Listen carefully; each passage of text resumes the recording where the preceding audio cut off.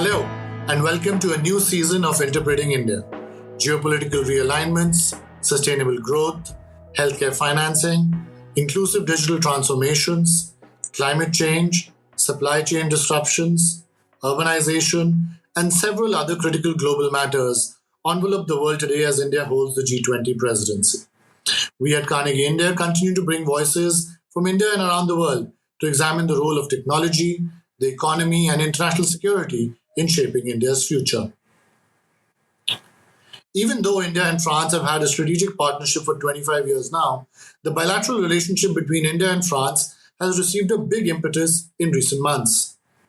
The relationship spans common interests in the Indian Ocean region and the Indo-Pacific, a robust military and defense partnership, cooperation in high-tech areas such as space and nuclear, and of course, a growing economic and trade relationship. What are the recent economic, military, and geopolitical developments in this relationship? What were some of the major accomplishments from the French Premier's India visit and PM Modi's visit to France during the Bastille Day celebrations? What are the challenges in taking this relationship to the next level? What lessons can both countries offer to each other basis their respective economic strengths? And what are some of the commonalities and differences in the French and Indian approaches to global governance and global challenges such as climate in a multipolar world? Joining us today to discuss this topic is Ambassador Emmanuel Lenain, France's ambassador to India. Ambassador Emmanuel Lenain began his diplomatic career in 1997, serving in the French Foreign Ministry's United Nations Department, where he took part in peace negotiations on Kosovo. Since then, he has served in France's permanent mission to the United Nations in New York, the Embassy of France in Beijing, as the Prime Minister's technical advisor on multilateral affairs, the French Embassy in Washington, D.C., as Consul General of France in Shanghai, Director for the Asia-Pacific Division of the French Ministry of Foreign Affairs, and as diplomatic advisor to the Prime Minister. On the personal front, Mr. Lenain, interestingly, has a passion for gelatine silver print photography, and his work has been featured in many publications. And interestingly, he has also in the works a couple of books in that field. Ambassador Emmanuel Lenain, the current ambassador of France to India. Welcome, Ambassador. Good morning. Thank you so much for taking the time to be with us today. The two countries, France and India, in this case, have had a long strategic partnership, I believe 25 years now. But the last year or two has really seen the partnership get a strong impetus from both the visits of the French Premier to India and Prime Minister Modi's visit during the Bastille Day celebrations. So we're excited to talk about how that relationship has evolved and how it's likely to evolve in the future. It's obviously a very important one on the global stage as well. So I'm looking forward to this conversation. But before we dive into the France-India relationship, Ambassador, I have to ask you a couple of questions. I noticed that two things, really struck me when I was going through your background, and they might not be the ones you expect. But the first one was that you have 4 boys. As a father of 2 daughters, I had to ask you, how is that different? And how fun is it, or how energetic or draining is it to have 4 boys? Well, it's very energetic, but having 4 boys, I'm very happy when I meet people who have only girls like you. I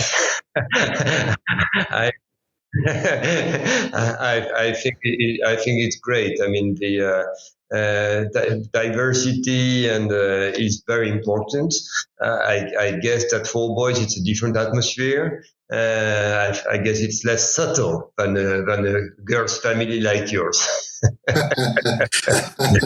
I can imagine. I was one of 2 boys, and I think that also seemed like a handful. So I was very keen to hear about your experience with 4 boys in the house. And the other piece that really stood out that I have to ask you about is your passion for gelatine silver print photography. which I believe you've done a lot of, and has also been featured in various publications. How did you get into that, and how have you kept up with that during your time in India? Well, it's a real passion. I'm a professional diplomat, obviously, but very amateur photographer, and spend my nights, my weekends, my days off shooting photos, and I've been doing that for quite a large number of years, and exhibiting in Paris, and I did a lot in India also. I did I did a book with a very nice Indian photographer called Raghu Rai. Uh, yeah, during COVID, he proposed to me to do a book, his photos about France, my photos about India, and I'm working now on a book also on India, and I've been doing a few exhibitions in between in Chandigarh, in Calcutta, the Indian Museum, in Patna, the Bihar Museum, in Ahmedabad, and obviously in Delhi. And I love your country. I think your country is so vibrant, so there's so much diversity, and I mean it's never boring. So for photography, it's a huge and a wonderful playground, and I've been shooting, but I would sticking to my usual practice in black and white, which was quite a challenge in your country, which is so vibrant with colors and finales. But I like also to be to push myself to also to go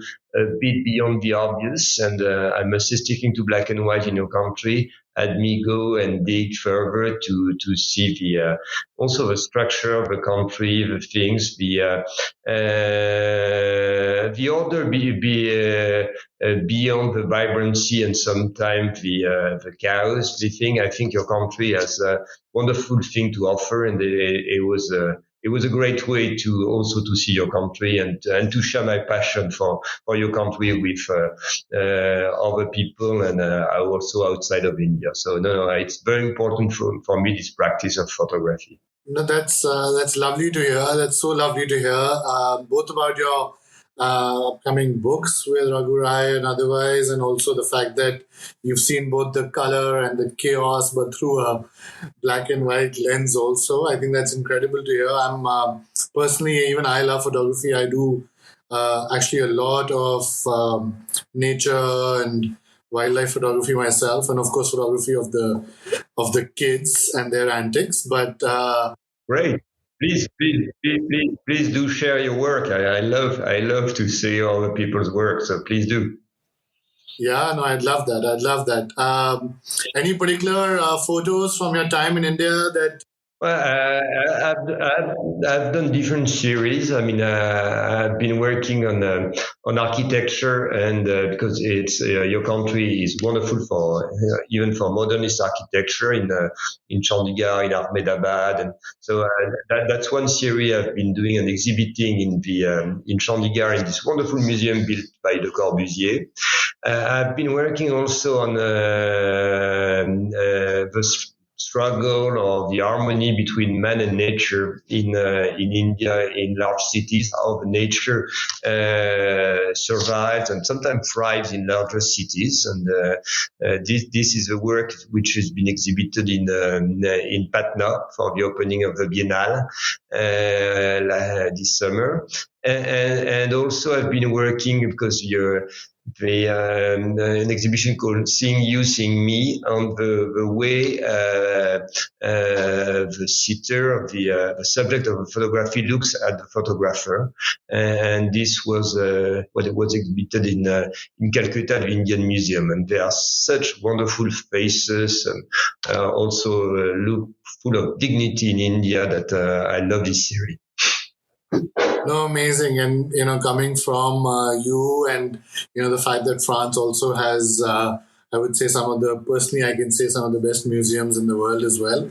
It's great to hear that. And great to hear that you've looked at that man versus nature theme as well. It's a theme that's close to my heart. I think that having spent a lot of time outside of cities also in India over the last decade, especially, I do believe that that's a very important theme for us to capture. And wherever we can seek that harmony, achieve that harmony, I think that would be a major human accomplishment. Um, no, that's lovely to hear. An ambassador, coming right off the heels of the G20. I'd be remiss if I didn't ask you about the G20 summit. It's, of course, captured the imagination of our country, India, over the last year. And in a way that I would say few other global summits of this nature have in the past. And obviously, I think as many have written about, the G20 summit obviously was the culmination of a years long set of meetings across the country in various towns and cities of India as well. And so I wanted to ask you, what were your impressions from the G20 summit? How did it go? What were some of the key accomplishments you feel from this G20 summit? Well, it was, as you said, a very important summit because these days global governance is under stress, and we know that the capacity of the international community to tackle global issues we're faced with is being harmed by conflict, by obviously the war in Ukraine and other conflicts. So it's very important, and this G20 was important for that purpose. And the fact that thanks to the Indian presidency, we could get some agreement, we could have a joint communique, was a very big signal that we wanted to stop the process of I would say, of fragmentation of the world. And this, it was very important. We've been fortunate that that India, with its capacity to be a bridge between different universes, different countries from what is now referred to I don't think it's a very apt depiction, but as the global South and countries from the G7, countries from other part of the world. I think we've been blessed that Indian was really in the driving seat at this period and could manage to get some agreement. And there have been some outcome. I mean, G20, as you know, is not primarily a political and security body or forum. And we've achieved, if you look at the outcomes, there have been some new progress in the financing for development, the new push for the reform of international financing institutions. There have been also some very positive paragraph on the energy transition in favor of climate change, the phasing out of fossil fuels, which is very important. Very important, obviously, for my country, because we know that we are very involved, very committed, and that our president took initiative, for example, to organize in June a summit on the new financial pact, which was exactly dealing with these issues in support of the Indian presidency of the G20, also to prepare for the outcome. So we're very satisfied with the way the summit went on. I think that's lovely to hear. Of course, one of the other key developments that has been spoken about a fair bit, which I wanted to ask you about, was the induction of the African Union into the G20. Now, along with the European Union, that stands as the other big grouping that's part of the G20 officially now.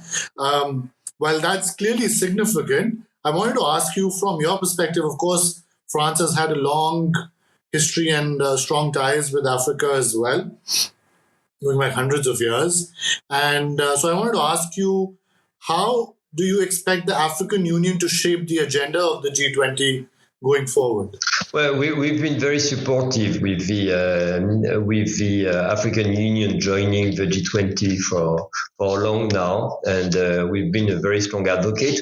My country is a very strong advocate about a more inclusive governance, and we feel that there should be some new. Inclusions. I mean, it's true for the Security Council. Obviously, as you know, we support new permanent members, and India for us is on the top of the list. We've been very consistent with that, but we support also some reform for, I would say, other organizations like the IMF, the World Bank. We feel it's very important. If we want to be able to tackle the issue, we should take into account the changes in the world. I mean, the world is changing faster than ever, so it's very important. And obviously, Africa, I mean, is on the move.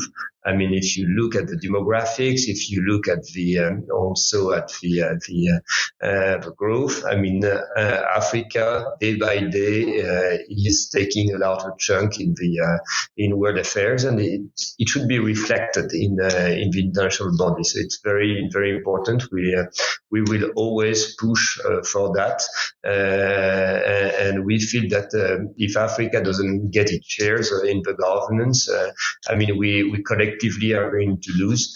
I mean, Africa has a lot of to bring. I mean, and Africa also has, I would say, wisdom of its own. It's been like this for decades. I think we should listen more to Africa. Yeah, and of course, I was speaking recently to a person based in the UK who's a futurist who looks at the future, and one of the key things that he mentioned in one of the books he's written recently called "The World in 2050." This is Hamish McRae. He mentions that, of course, one of the major demographic shifts in the world over the next 20, 30 years that we are likely to now really see is the fact that the one continent that will be growing younger and bigger is Africa, right? And I think if we were to go back about 20, 30 years or 40 years, and the kind of hope and the kind of optimism that many countries had for Asia, for the growth of Asia, he argues that standing today, we must have a similar view of where Africa hopefully will land up in the next 20, 30, 40 years. And as a result, shape not just the destiny of its own people, but also the global governance and the future world order. So I think it's a significant development that they are now part of the G20 as well. That is very true. What your futurist friend in London says, it's very true. I mean, by 2050, Africa population will be roughly 2 billion, and countries like Nigeria will be around 500 million. So it's going to be massive change, and we should collectively do our best to make sure that this huge potential is used for the better.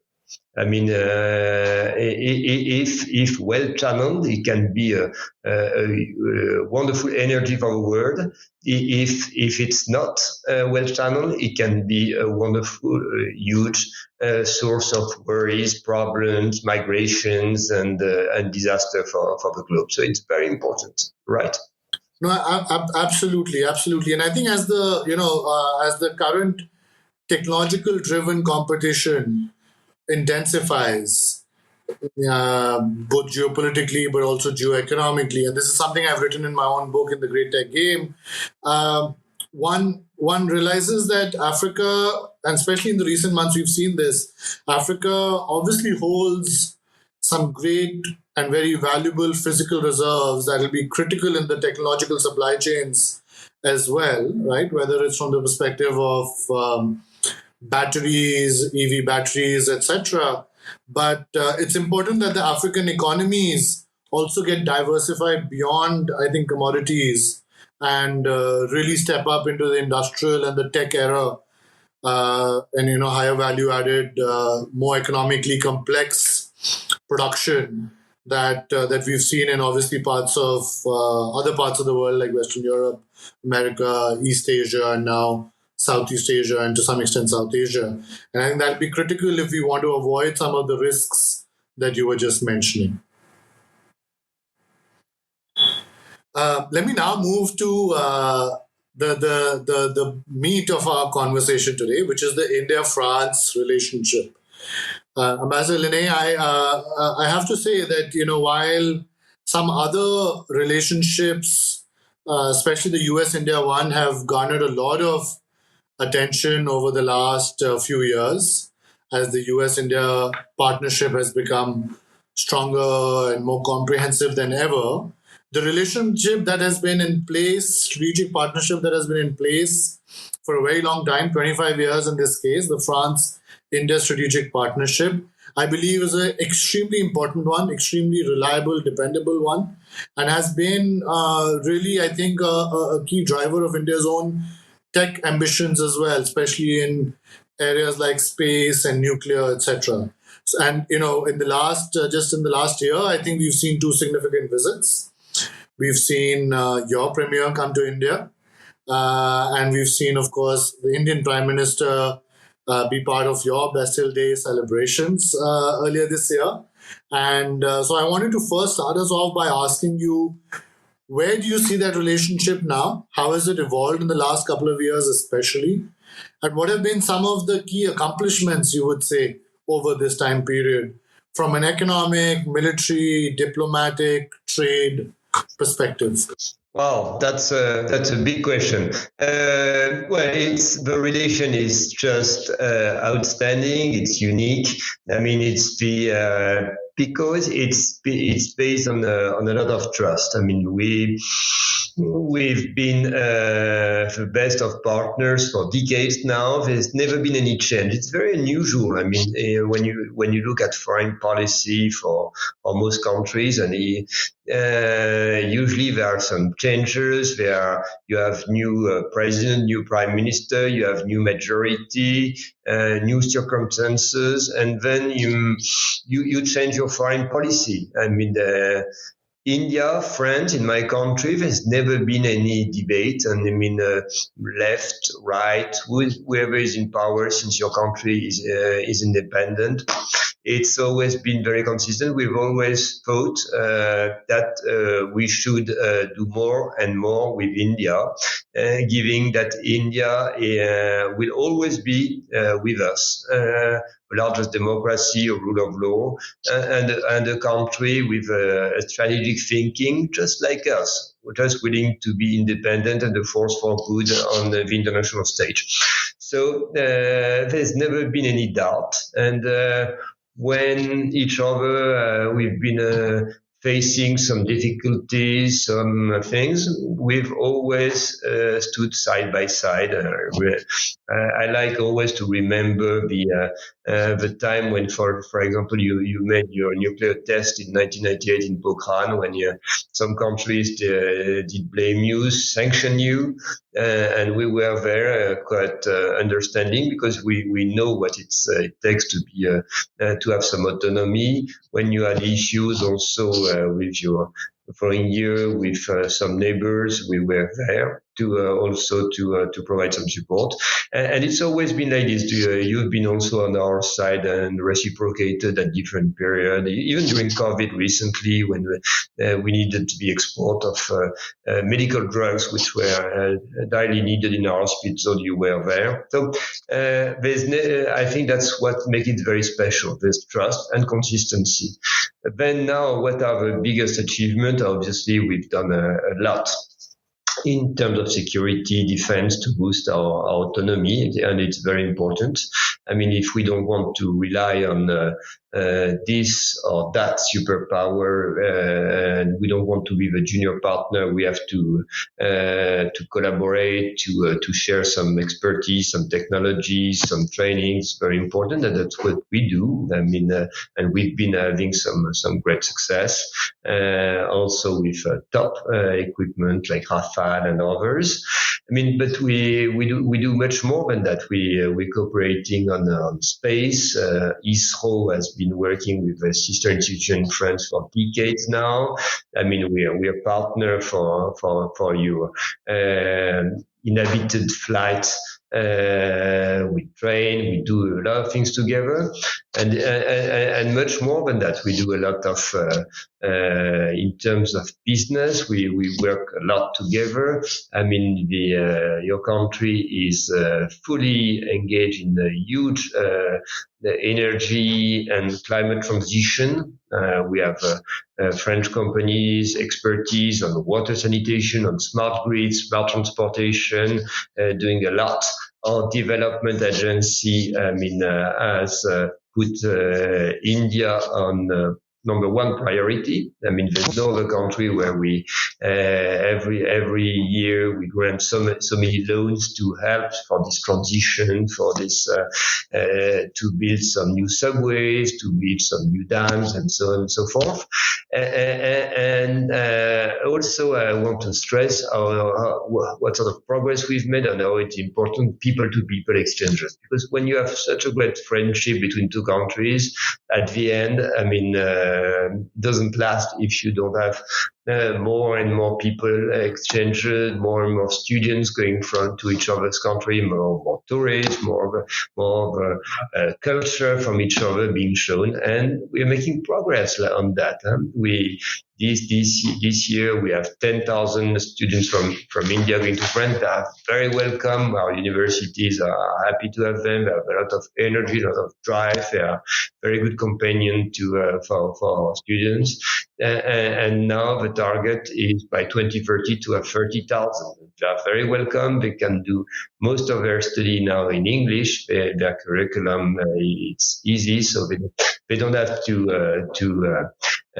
speak French prior to the departure, and it's a great system. So yes, there's a lot being done. So that's amazing. I know that was a very big question, broad question, and I think you gave us a very quick overview of how that relationship has stood the test of time and crises, but also how multidimensional it is. I want to dig deeper into a few of these dimensions, if I may.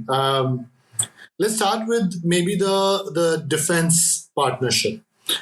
You obviously referred the nuclear tests that India conducted in 98 and how France stood by India. But of course, the military defense partnership between India and France has grown by leaps and bounds. Tell us a little bit more about that and the vision for that also in the future. What extent do we expect co-development of technology as well in that space? Of course. Well, we need to be partner for security because we have the same goals. We want a rule-based order, and especially in this region, in the Indo-Pacific, which is very important. It's important, obviously, to you for geographic reasons. It's important to us also because we feel that we are resident power. We are your neighbor. We have 1.5 million French people, French citizens in the region.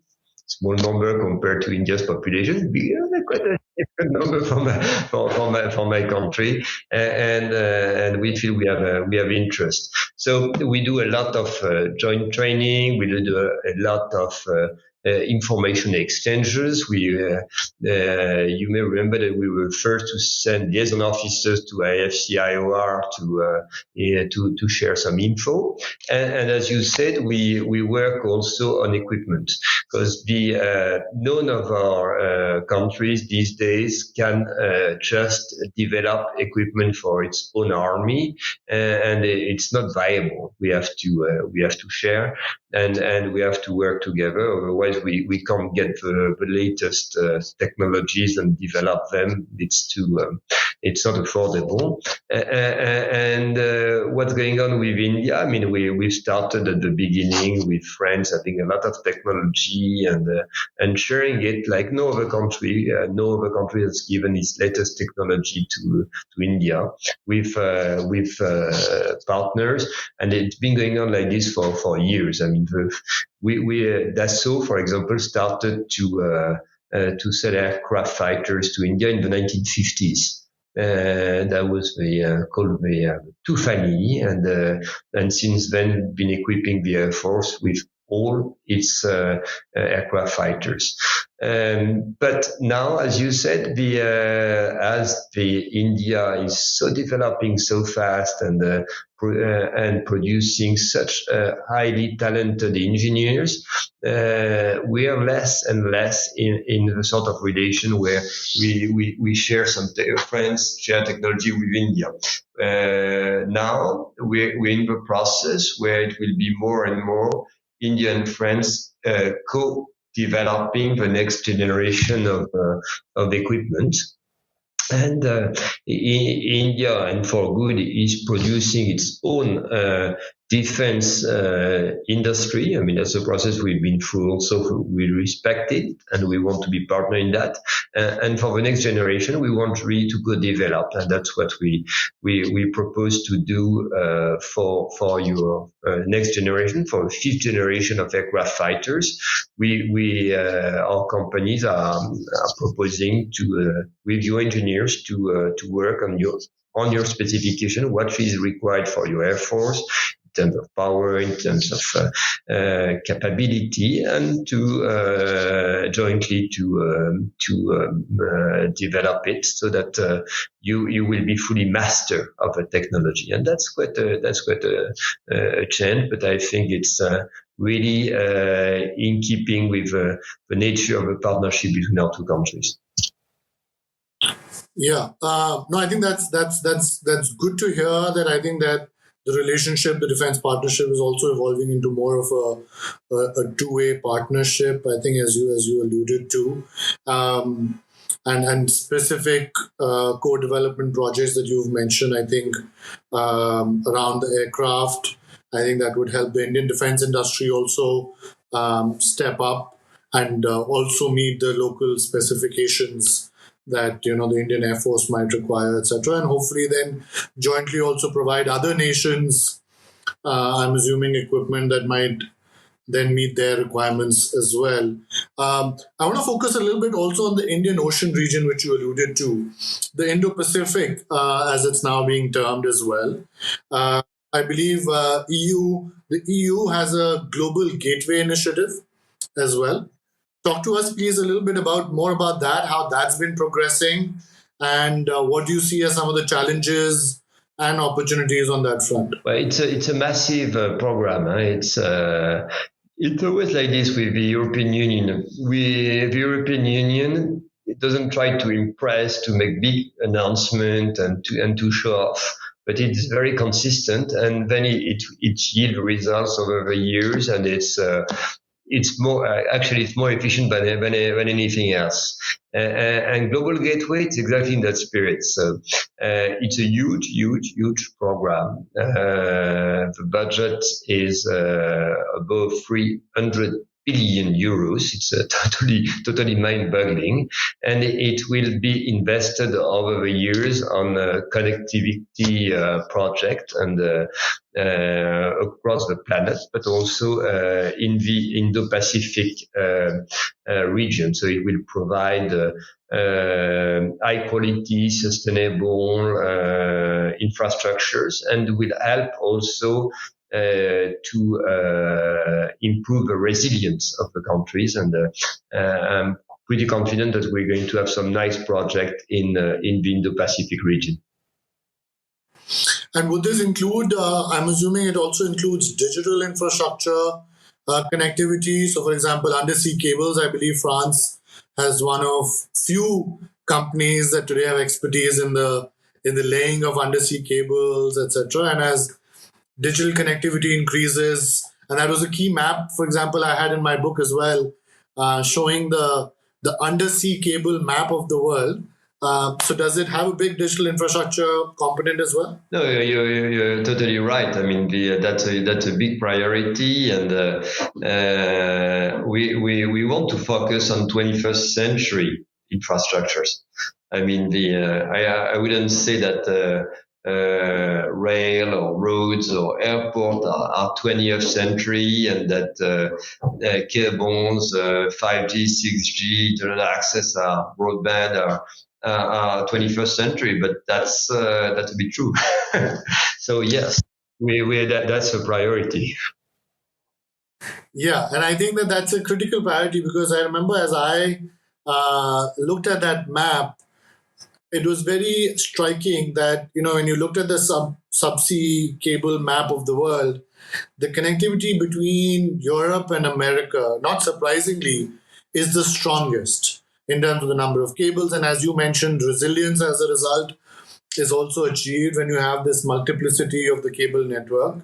But when you looked at Europe to Asia, Europe to Africa, Africa to Asia, uh, of course, there seems like, and this is obviously a function of just the data flows between these regions, but it seems like there was a lot of work to be done there to both connect further and also to add to the resilience of these regions.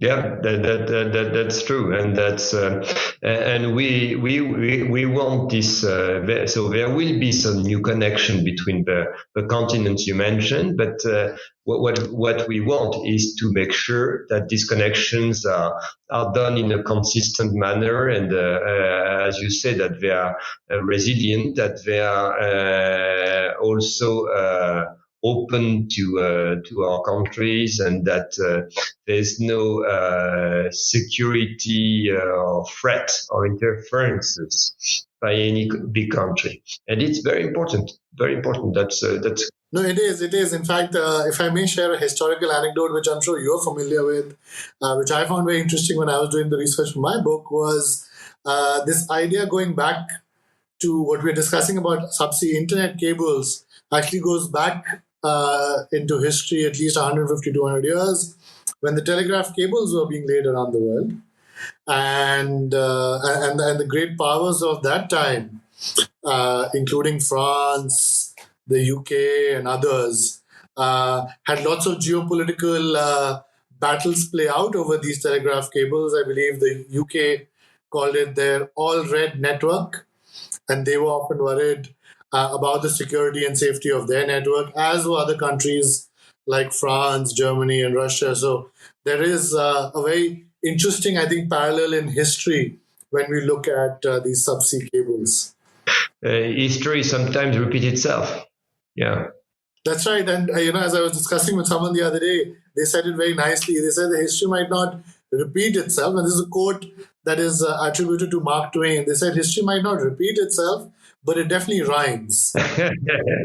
That's a good quote. I didn't know it. It's a good one. Yeah. Let me move to the economic part of economic aspects of the India-France relationship. Now, if you look at trade, if you look at other kinds of economic cooperation, where do these two countries stand? What does trade look like today, both in terms of numbers, but also its composition and growth rates? Well, it's good, but it's not good enough. I mean, it's we're clearly under potential. I mean, there's a lot of French investment in India. Because we have massive talents, massive capacity. We want to have more supply chains in your country. Investment from India to France is growing. It's growing steadily, but it's much less. It's growing, but the real sector when under potential is trade, as you said. I mean, it's we should do much better. So we do very well for aeronautics or for certain technologies. But all the rest, it's very under potential because for example, usually we in France we're very strong for agro-food, for consumer goods, and it's not where it should be. And India should be able also to export much more to France. And this is because we have too many trade barriers between our two countries. And but it takes time. It's complex. There's a free trade agreement under discussion between the EU and India. It's complicated. We negotiate in good faith, but it's not easy. And now, as you know, our public opinion also needs some very strong provisions on the fight against climate change, different aspects. So we hopefully it will come to conclusion, but it's tricky. That's right. And because it's tricky, let me dig deeper on this point. Because it's obviously a very important point. I'm a big believer in the fact that for any strategic partnership to be truly strategic, beyond the military, defense, technology dimension, there has to be a very strong fundamental economic dimension. I think that's what really sustains partnerships over a long period of time as well. And so this is an important question. The barriers that you mentioned, right? You started off our conversation saying there's a lot of trust underlying the France-India partnership. That said, when it comes to trade and economic ties, there seems to be a lot of barriers, differences in perspectives, and not necessarily consensus on how to move forward. One, why is that? Like, what are some of the core reasons, if you were to dig deeper, behind those differences in perspectives and lack of consensus? And second, so if that's the problem, what is the possible solution? Is there a vision that's being evolved to figure out a way to solve that problem also? I think we have to decide in good faith that trade and exchanges are good for all countries. Which means when you open your borders, then it makes you more competitive. But obviously, you have to be aware that there will be some sectors which will suffer from more competition in the beginning. So you have to put in place some transition periods. You have to take that into account, and these are provisions that we have to negotiate. But on the long run, we have no hesitation that more exchanges between our countries is a good thing. And that we can do it and have a level playing field. And there are countries with which we know that we'll never get that. And we are de-risking from these countries because we know they are not fair players.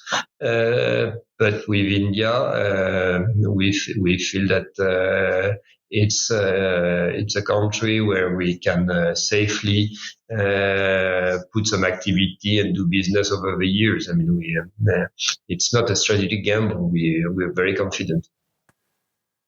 And if I was to, ask you, how does the India-France trade look like in terms of numbers compared to, let's say, what France might have with China? What is the? It's right now it's less, but it's moving up. We're doing a lot with India in aeronautics and defense. And what is lacking again, it's consumer goods. And this is really a pity because we could do a lot to address the need of Indian market. I mean, population, an aspiration, and new urban dwellers. There's a lot to be done, and it could be really win-win for two countries. But But are there any lessons from how, let's say, Europe and China might have increased their trade and reduced trade barriers here for the France-India or the EU-India trade partnership as well? Are there any lessons there? Are there some things that really worked there that you and India could pick up on or learn from? But we don't want to we don't want India to draw all the lessons from China because as you know many of our countries have a lot of reservation with the way China is doing business. We don't feel it's a fair competitor on many aspects. Huh? What I would say, if you look at what made it easy to do business with China, and I think that on that side, India can take some lessons, but I know that all your leaders and your business leaders of the community has that in mind. I mean, obviously, and India is moving very fast on that. Infrastructures, it's very important, and India is massively these days building infrastructure. So yes, and ease of doing business. I mean, streamlining, simplifying, faster procedure, single window, and all this. But that also, I mean, it's India is moving very fast. So I don't think India has a lot to learn. I think you're there and then moving. On that optimistic note, I want to move to two other spaces that I want to quickly get your views on. One is on the future of space. Now, of course, India's one of the most recent achievements that India has expressed a lot of pride in and has received global accolades for is Chandrayaan 3, our moon landing. You mentioned obviously the French partnership with ISRO over the years. But I want to ask you about the future of space. What is your view on where are we headed now when it comes to space, given that there has been a long hiatus in the space exploration from the perspective of certain Western countries, and now over the recent years, though, there is a renewed interest in space, in obviously the moon, different parts of the moon, of course Mars is being spoken about. And there's obviously also this idea that there's geopolitics at the core of this space. So I wanted to get your views on the future of space exploration. Well, the only thing we know is that there will be a formidable development and in directions that we don't know for sure right now, and that means that we need to be agile and flexible. And that's really why we respect the way your space sector has been evolving, and we want to work more and more with India. I mean, the way that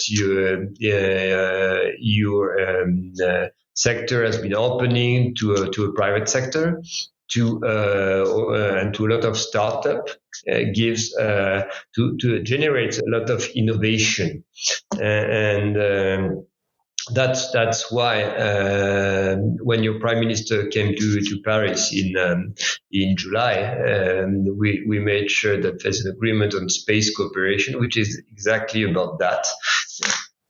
Interconnecting our two ecosystems, not just ISRO and the sister institution in France, but all the stakeholders, to make sure that they can jointly innovate.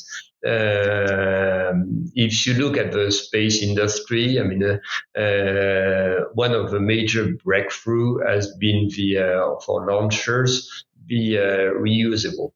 I mean, and this has not been achieved by NASA or other, but yeah, exactly. And the future will be again like this. There might be some breakthroughs, some things, and to plug our ecosystem and to let the startups thing work together is very important. Then, in which direction? I think we're going to be surprised. I mean, we're now, congratulations, India is going on the south side of the moon, and tomorrow we will go further. So we are planning for that. but it's going to grow a lot and in direction we don't suspect. So, as a decision maker, political decision maker, you must make sure that your organization is agile and ready to innovate. And there's not much more you can do, but it's very important. Yeah, and do you worry that beyond the innovation piece, which is obviously very positive, do you feel that geopolitics will become very central to the future of space? It's always been, I mean, a matter of geopolitics, a reflection of power. I mean, you may remember during the Cold War what a wake-up call was for the U.S. The first Sputnik in flight in 1957, and it's been the case for long. So this is it will be. What matters is that we make sure that the even if it's there's a competition, that it's regulated and by under international norms and agreed upon norms. And for example, it's not.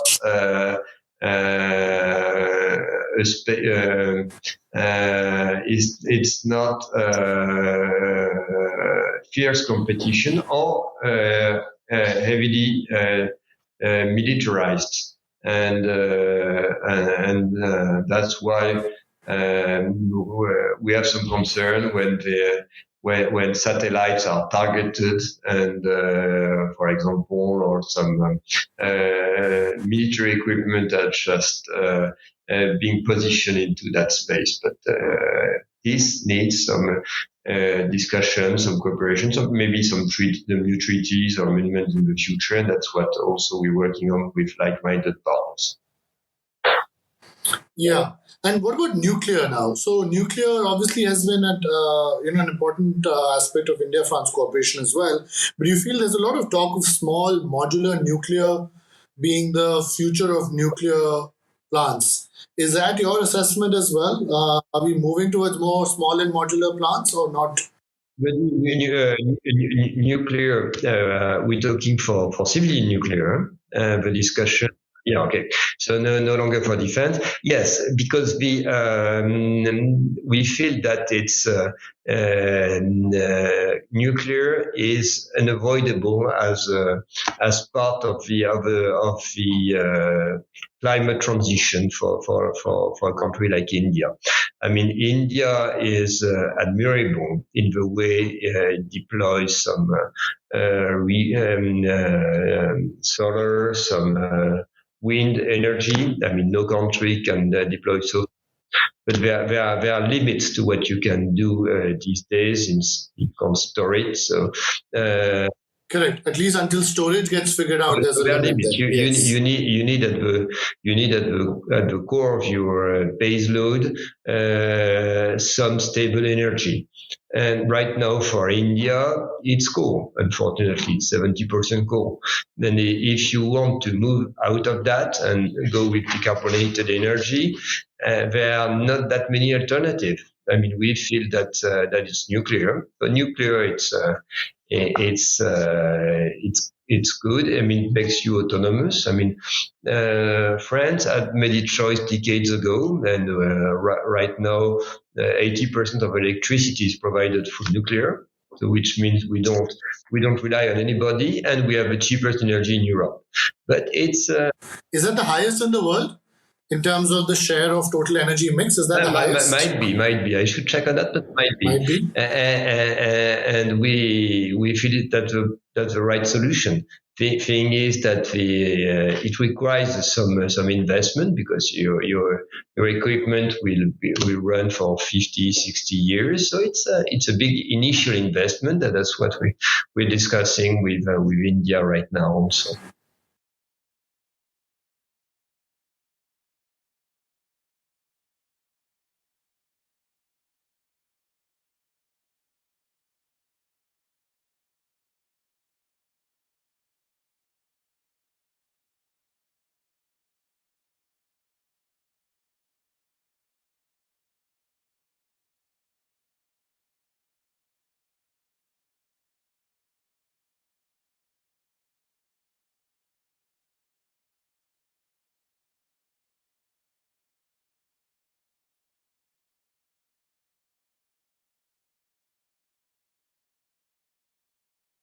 consumer-driven development model? I don't think Indian companies have a lot to learn from other companies. I think they are pretty impressive, and I must say that when I meet with business captains from India, I'm quite impressed, and I think the organization are working very well, and I don't think it's any surprise if major companies, especially tech companies in the US, are run by people of Indian origin. I think I don't think for business there's much to learn. Obviously, there could be more brands in India, but this needs time to build. I mean,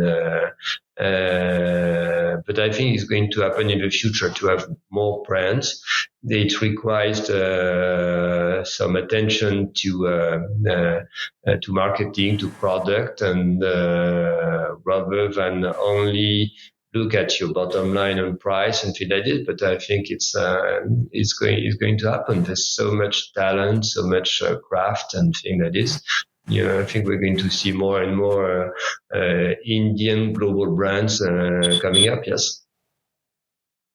Yeah, and hopefully not just in the luxury space, but obviously, French brands in India have, I think, had a lot of collaboration creatively also over the last, few centuries, one can argue. But also, and I would say the middle market brands as well, where I think, as you rightly said, there's a lot of different kinds of brands that could come out of India in various spaces: food, apparel, and so on and so forth, and tea and coffee, etc., that could do well in other parts of the world. What about the Indian startup ecosystem? Obviously there's a positive view of India Stack and the digital public infrastructure. But no, it's really impressive. I mean that you can have landed so many unicorns over the last 3-4 years, and that you have so many startups, that your economy is so digitalized. I mean, it should be a great matter of pride for your country, and a great matter of hope for the future. So France, being also the country with largest number of startups and the and very innovative ecosystem in Europe, we're plugging our incubators right now, and having more and more links. I mean, with ecosystems as the one you have in Bangalore or Hyderabad, and we are doing a lot. But yes, I mean, it's formidably creative and innovative. Yes. And of course, another piece that we didn't discuss so much in the G20 context was the digital public infrastructure piece that was part of various statements. What's your view of where the digital public infrastructure could go over the next 10, 15 years in the world? Do you feel like that will become the global consensus around building such kind of digital public infrastructure, as opposed to it being controlled or managed by just a few firms? Or is that a tough uphill task, according to you? We feel it's very democratic and very legitimate to have such open infrastructures, and we really commend India for the model it has built. I mean, and we must say every visitor I have is impressed by the development of your UPI, of your Aadhaar, and all your. It's really shows the way. I mean, it's nobody can object. It's more democratic than anything else. Yes. So yes, again, we're working on that. And do you expect adoption of that to go beyond just payments between countries like, let's say, France and India, or Singapore and India? Do you expect much broader adoption of that in the coming years? You feel even in the Western world? Yeah. I think there's a lot of interest, and we have many visitors to come to India these days to study how it works and things like this. But yes, I'm sure it will develop much beyond. Yeah. Let me now just conclude our conversation with a quick question around global governance. You mentioned earlier that India and France obviously have some commonalities in the way they view the world. They want to be independent. They have their own view of the world. They want to be a force for good. What are some things that you think India and France could work together on the global governance stage? Obviously, you mentioned that global governance has taken a beating in recent years in many ways. Are there any specific tangible initiatives that France and India could be working together on now that would help make sure that global governance remains robust and that we don't end up in a Cold War-esque type situation? No, totally. I think we have a lot assets to develop together. I mean, being a democracy, being a rule of law, being also fundamentally attached to diversity, to cultural, to diversity, is important. I mean, our two countries have been advocating for decades now that the world should be multipolar, culturally diverse, and that we should retain that. I think we can build on that. And right now, I think our countries are in a unique position to avoid that the world is fragmented, as you said. And in the coming months, we will try to build bridges, to take some new initiative. I mean, my country, my president took the initiative to convene in Paris this summit on the new financial pact. I mean, as you said, I mean, and remember, I mean, he also extended an hand and went and said that he was willing to join the different summit and the BRICS summit in South Africa and things like this. It's very important that we should make sure that there are bridges and discussion, because we're not going to achieve anything if we go back to a world fragmented into blocks, and given the magnitude of the challenges we have. So yes, you will see more and more, and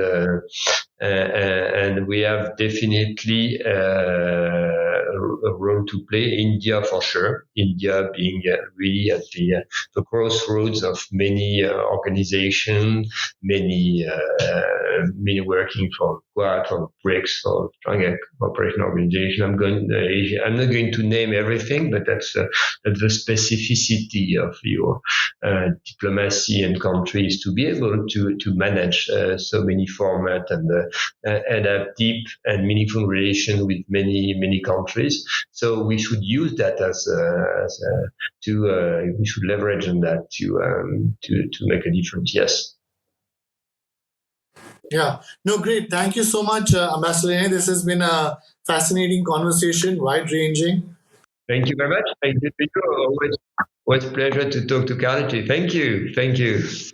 No, thank you so much. This has been a pleasure. And best of luck for your future assignments, and hopefully we'll keep seeing you in India.